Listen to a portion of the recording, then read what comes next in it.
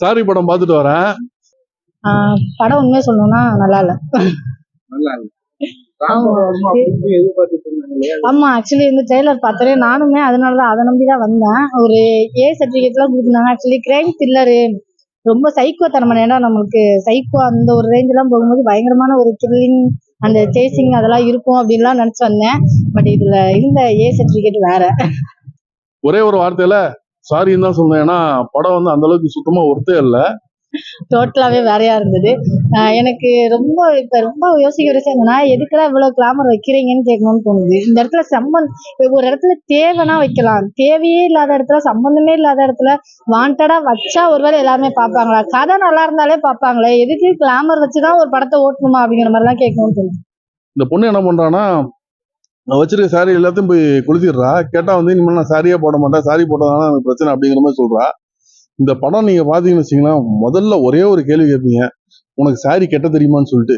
இல்லை சாரி எப்படி கட்டிருக்கா, ஃபுல்லா வந்து ஒரு சைடு வந்து ஓப்பனா வந்து காமிச்சிட்டு இத்தினூண்டா தான் இங்க போட்டு வச்சிருக்கா. ஸோ ஃபுல் அண்ட் ஃபுல் கிளாமரா வந்து கட்டிட்டு, இதுக்கு அந்த சாங்குக்கு அவ்வளவு கிளாமர், ரெண்டாவது திருப்பி சாங் வருது அதுலயும் அவ்வளவு கிளாமர், தேர்ட் லைன் பயங்கரம் செம்ம ஒஸ்ட் கிளாமர். படத்துல ஒரு டயலாக் வருது. இந்த பொண்ணோட அம்மா சொல்றாங்க, நீ வந்து அடக்க உடக்கமா சாரி கட்டிட்டு இருக்க, ஆனா ஏன் இன்ஸ்டாகிராம்ல போட்டோஸா போடுறங்கிற மாதிரி அந்த பொண்ணை வந்து திட்டுறாங்க. மெயின் கான்செப்ட் என்னன்னா, முகம் தெரியாதவங்க, அதாவது இன்ஸ்டாகிராம்ல நம்ம யாருன்னே தெரியாதவங்க நம்மளுக்கு எஸ்எம்எஸ் பண்ணும்போது அவங்களுக்கு திருப்பி ரிப்ளை பண்ணி அவங்களுக்கு ரெஸ்பான்ஸ் பண்ணி அவங்க வந்து ஏதோ ஒரு இம்பார்ட்டன்டான விஷயம், இப்ப நம்ம தொழில் ரீதியா கூட ஏதாவது இது பண்ணலாம், ஆனா இருந்தாலும் அவங்க கூட அட்டாச்மெண்ட் ஆகும்போது அது எவ்வளவு பெரிய விளைவாகுது அப்படிங்கறதுதான் ஒன்லைன் ஸ்டோரி. இது ஒன்லைனா வந்து முன்னாடியே இன்ட்ரோடக்ஷன்லயே சொல்லிட்டாங்க. யார் பார்த்தாலுமே உன்னை தப்பா பாக்குற அளவுக்கு தான் நீங்க இந்த சாரி கட்டிருக்க, அந்த மாதிரி அந்த படம் ஃபுல்லாவே வச்சிருக்காங்க. இதுல வந்து ஒரு சில இடத்துல பாத்தீங்கன்னா சின்ன கயிறை வந்து இப்படி கிராஸ்ல போட்டு அதை சாரின்னு சொல்லி சொல்றாங்க. எடுத்தோன்னே இதுதான் ஸ்டோரிங்கிறதையும் அவங்களே ஒன்லைன்ல இன்ட்ரோடக்ஷன் பண்ணிட்டாங்க. ஆனா அதுக்குள்ள போகும்போது நம்ம அவளோட அந்த எதிர்பார்ப்புகள் இருக்கும். இப்ப நம்ம ஒன்லைன்ல கேட்டுட்டோம் இதுதான் கதைன்னு சொல்லிட்டு, அதுக்கான ஒரு எதிர்பார்ப்புகள் இருந்துச்சான்னு கேட்டா இல்லைங்கிற மாதிரிதான் தோணுச்சு. ஏன்னா அவ்வளவு ஈஸியா டக்குன்னு வந்துட்டு ஒருத்தனை வந்து இன்ட்ரோடக்ஷன் பண்ணும் போதே இவன் சைக்கோ தான், இவன் இப்படிதான் பண்ணுவான் அப்படிங்கிற சில ரியாக்ஷன்ஸ் எல்லாம் காட்டி அதுல கொண்டுட்டு போனது வந்து ரொம்ப பெரிய மைனஸா நான் நினைக்கிறேன். அந்த மாதிரி எல்லாம் அக்செப்ட் பண்ணிக்கிறது ரொம்ப இது. ரெண்டாவது, படத்துல நிறைய படமே பிடிக்கல. எந்த சீனை சொல்றது, எனக்கு எதுவுமே ஒர்க் அவுட் ஆகலையே. ஆக்சுவலி அவன் ஆக்டிங் ரிலேட்டடா நான் சொல்ல, ஆக்டிங் ரிலேட்டடா உண்மையிலே ஹீரோட ஆக்டிங் நல்லா தான் இருந்தது, டிஃப்ரெண்டான. உண்மையிலே நம்ம அவர் பார்க்கும்போது ஒரு சைக்கோத்தனமான ஒரு ஆள் தான், கொஞ்சம் கிரிஞ்சான ஆள் தான், இப்படிதான் அப்படிங்கிற மாதிரிலாம் தெரியுது. ஆனா வந்துட்டு அதுக்கப்புறம் போகிற சில விஷயங்கள்லாம் இருக்கும்ல, அதெல்லாமே வந்து பாத்தீங்கன்னா ரொம்ப கதைக்கு ஒட்டாத மாதிரி ஏதோ, அதாவது டோட்டலாவே கதை ஒரு 15 மினிட்ஸ், இந்த 15 நிமிஷத்தை நம்ம 2 மணி நேரமா டெவலப் பண்ணோம், அதுக்காண்டி ஏதோ ஒண்ணு பண்றோம் அப்படிங்கிற மாதிரி பண்ண மாதிரிதான் இருந்தது. ஃபர்ஸ்ட் ஹாஃப் ஆகுது இன்டர்வல் வரைக்கும் மாதிரி ஓரளவு உட்காந்து பார்க்க முடிஞ்சு. செகண்ட் ஹாஃப் கொஞ்சம் கூட இல்லை, ஃபர்ஸ்ட் ஹாஃப்ல ஃபுல்லா கிளாமரு, ஸோ அதனால பசங்களாம் உட்காந்து பார்க்கலாம். செகண்ட் ஹாஃப்ல பாத்தீங்கன்னா உங்களுக்கு அந்த கிரைம் இதெல்லாம் கொண்டுட்டு வராங்களே தவிர அந்த ஒரு சில இடங்கள்ல தான், மற்றபடி மொத்தமா நம்ம யோசித்தோம்னா இல்ல.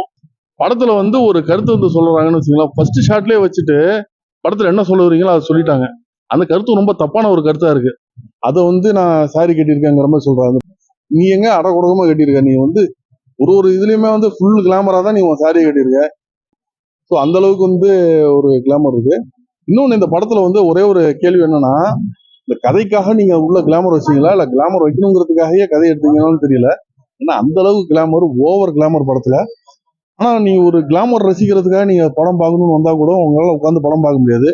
ஆனா செகண்ட் ஹாஃப் எல்லாம் பாத்தீங்கன்னா அது ஒரே ஒரு சின்ன செகண்ட் ஹாஃப், இந்த ஹீரோ வந்து இந்த பொண்ணை கடத்திடுவான், அதுல இருந்து எப்படி வெளில வரான்னு சொல்லிட்டு, அது பாத்தீங்கன்னா மிஞ்சி போனா நீங்க ஒரு சாங் வச்சு கூடமே 10 நிமிஷத்துல அங்கிருந்து வெளில வர மாதிரி காமிச்சாதான் ஆடியன்ஸ் எல்லாம் உட்காந்து பார்க்க முடியும். அதை ஃபுல் செகண்ட் ஹாஃப் எடுத்து வச்சிருக்கீங்க. ஸோ அதுலயே வந்து செகண்ட் ஹாஃப் வந்து சுத்தமா போற முடியல. ஹீரோ வந்து ஒரு சைக்கோ, அவன் என்ன பண்றான்னா இந்த பொண்ணை வந்து வெளியில ஒரு இடத்துல பாக்குறான், அப்புறம் ஃபாலோ பண்றான், பேரை கண்டுபிடிக்கிறான், இன்ஸ்டாகிராம் ஐடி கண்டுபிடிச்சிட்டு அது மூலியமா மெசேஜ் பண்ணி இவளை வந்து தொடர்பு கொண்டுறான். இதுல வந்து ஒரு கருத்தை வந்து சொல்ல ட்ரை பண்ணியிருக்காங்க, பட் அது சரியா சொல்ல வரல.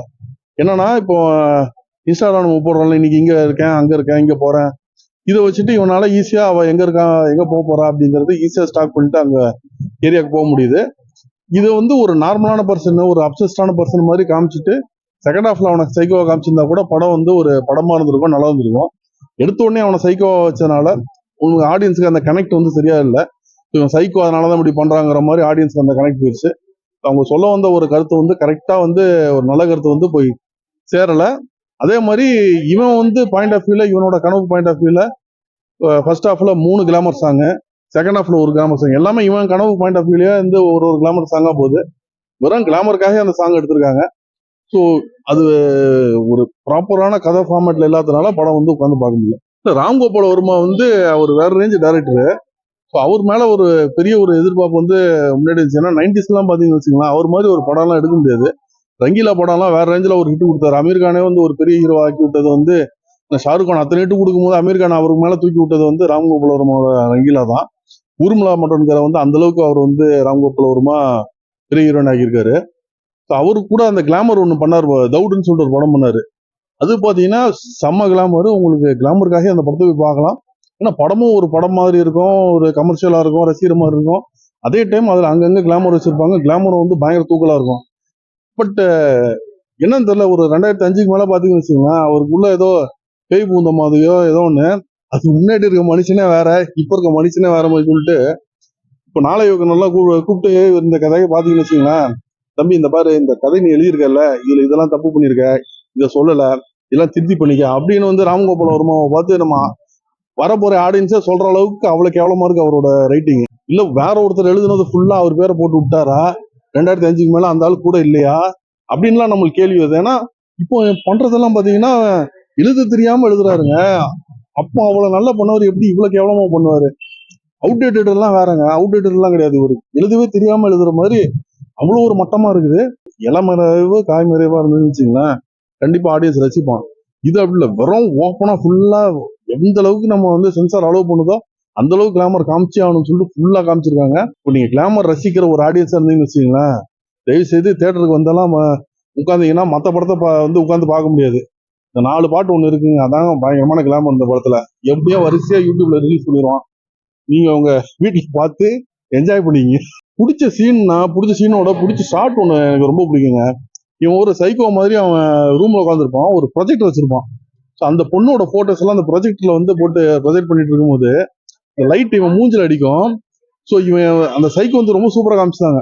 ஸோ அந்த பொண்ணோட மூஞ்சி வந்து இந்த லைட் அடிக்கிறதுல அந்த இவன் ஃபேஸ் மேல இவன் உடம்பு மேல எல்லாம் அந்த பொண்ணோட ஃபேஸ் வந்து அப்படியே இருக்கும். இவன் இங்க வந்து பார்த்து பேசிட்டு இருப்பான். அந்த எஃபெக்ட் ரொம்பவே சூப்பரா இருந்துச்சு. அதான் எனக்கு ரொம்ப பிடிச்சிருந்து. பிடிக்காத விஷயம் என்னன்னா, எனக்கு செகண்ட் ஹாஃப்ல ஒரு 10 நிமிஷம் தான் அவன் கடத்தி வச்சிருக்கான். அங்கிருந்து வெளில வர்றது வந்து நீ ஒரு சாங் வச்சாலுமே 10 நிமிஷம் தான். அதை போய் நீங்க வந்து ஃபுல் செகண்ட் ஹாஃப் 1 மணி நேரம் வச்சது வந்து எனக்கு சுத்தமா பிடிக்கல. இந்த படத்தோட மிகப்பெரிய மைனஸ்ன்னு சொல்லணும்னா கிளாமர். ஓவர் கிளாமர், சம்பந்தமே இல்லாத எடுக்கிறோம்.